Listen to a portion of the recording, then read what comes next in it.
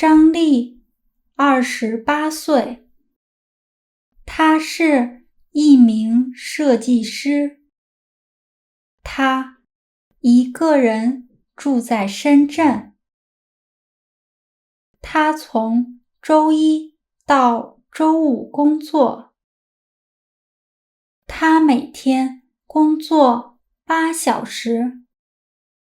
工作时间是上午10点到下午7点。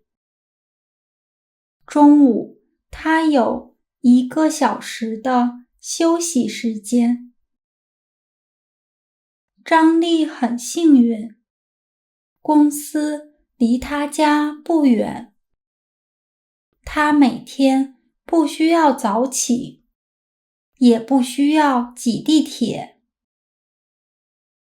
他每天9点半出门，走路去上班。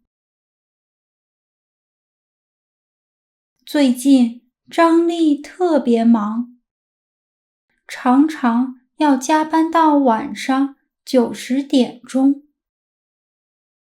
每天回家后，她什么都不想做。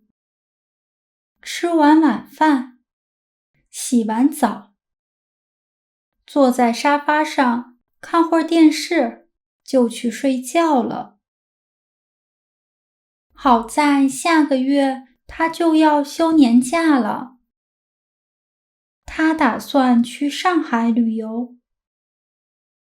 她大学时最好的朋友李欣住在上海。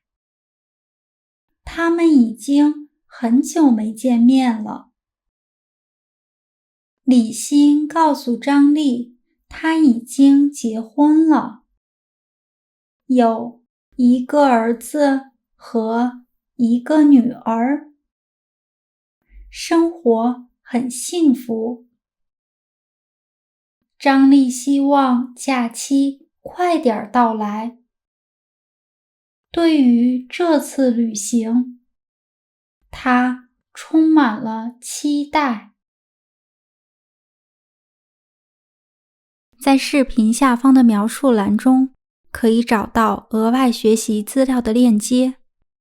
谢谢大家的收看，我们下次见。